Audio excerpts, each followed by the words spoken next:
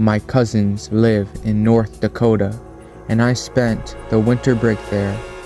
Freshman year in college, we were at their friend's house one night, drinking in her basement with some other girls, and it was really late, like 3 a.m. I was falling asleep, so I decided to walk home.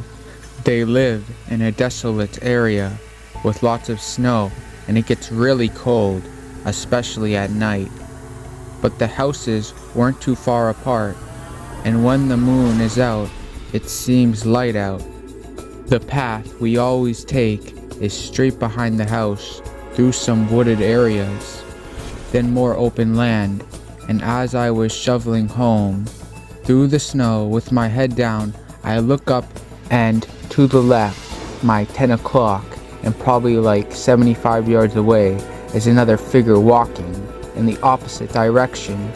I saw him a split second before he saw me, and when he did, he kind of jerked his arms and shoulders up a little, obviously startled from the sight of me as I was with him.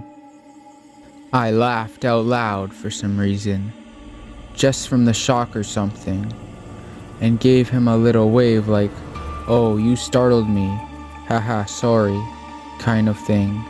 He just stood there and stared at me. I thought he was going to say something for a second, and so I was stopped to just looking at him. He had a full-face ski mask on, and I could tell it was a dude because he was really tall, but he didn't say anything. So for what felt like forever, it's just me and some stranger in a ski mask looking at each other in the desolate woods. In the middle of winter, at 3 a.m., a huge chill went up my spine, and a voice said, "You need to get the fuck out of here, right now." I turned and started walking as fast as I could home. I have never been that scared in my life. I was a little drunk, stoned, and very paranoid. I imagined me walking home from the opposite perspective, and the man is running up from behind with an axe. So I literally just screamed and started sprinting as fast as I could all the way home, thinking that this guy could easily follow my tracks in the snow, and I'm gonna get murdered. Luckily, I didn't, but I don't think I'll be visiting them again anytime soon.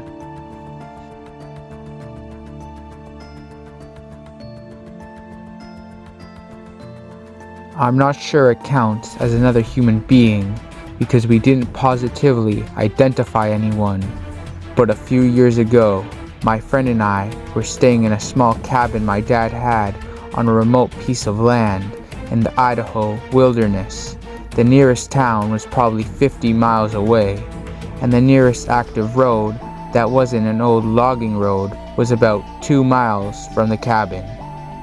My friend and I had been BSing and laughing in the cabin in our bunks, and it was about midnight. We had turned off the lantern and were trying to fall asleep when we heard something that sounded like something had scraped the door. We both lifted our heads up and mumbled a conversation of, "Did you hear something?" "Yeah, haha." Then in the middle of nowhere, in this remote cabin, someone starts knocking on the door. Doesn't say anything, just knocks. We were both in our 30s, but we were so scared. We didn't say anything, just lay there with our heads up, staring at the door. We didn't go out until it was light out again, and there was nothing near the door that would have tapped against it, and no animal tracks. It freaks me out, even thinking about it.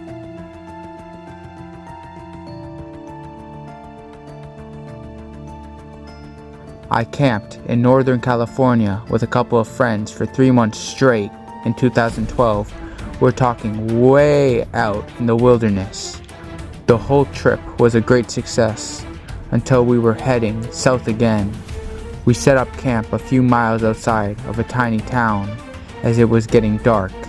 The only things in this town were one long road, a gas station, a post office, and a bar. In the middle of the night, we hear screaming in the distance. We could discern 3 different voices, but they were far enough away we couldn't quite make out what was being said. All of a sudden, we hear a single gunshot, followed by absolute silence. I opened my tent and looked over at my friends who were looking back at me. None of us said a word. We laid back down and tried to sleep. Scariest night of my life.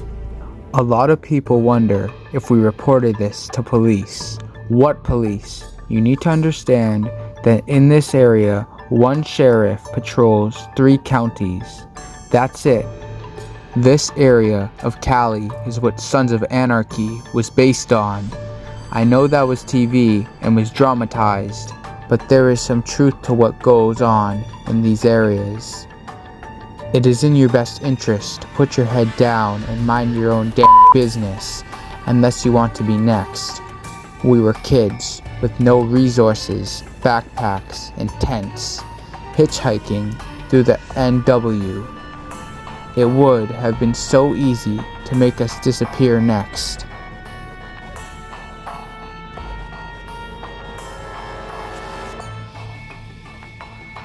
I feel late to the party, but this story seems relevant. A friend and I were scoping out an area for hiking because we were both new to the area. It was probably 6 p.m., but pitch black because it was the dead middle of winter. When it gets dark at 4 p.m., we drove down a dead-end dirt road to try to find a trail head we had heard about. The road is probably only 2 to 3 miles long, and we don't see anything on our way down. We get to the dead end and turn around to head back out to the main road. About halfway from the dead end to the main road, we see a man standing at the edge of the road in tattered clothes and covered in dirt, carrying a shovel, staring us down. My friend and I both held our breath until we were back in town and asked each other if we saw the same thing.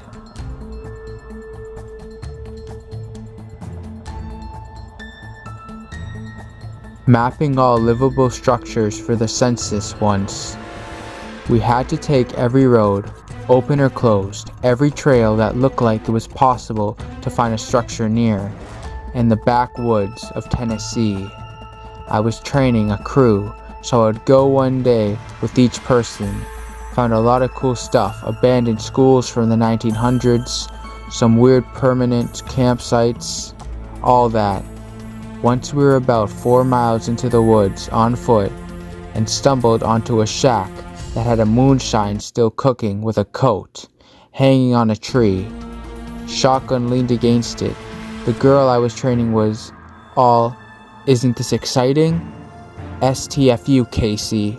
No, it isn't exciting at all to be the guy with a government badge finding an armed person cooking moonshine miles from anywhere.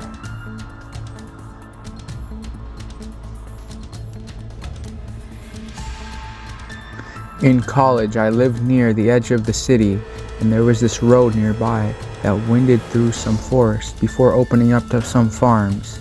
It was rarely used by cars, and people avoided walking there because there was no sidewalks and it went nowhere. Halfway down the road was this abandoned property that had apple trees that produced a ton of fruit that always ended up on the ground. One evening, just after sunset, I passed the property on my way back from a run, so I picked my way into the brambles to grab some apples.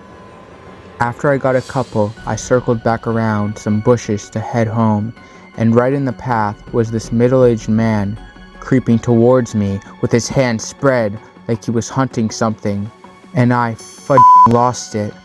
I screamed, and I kind of flailed my arms so the apples flung towards him. He also jumped and went, "Oh no, sorry. I thought you were a deer," and backed up into the road.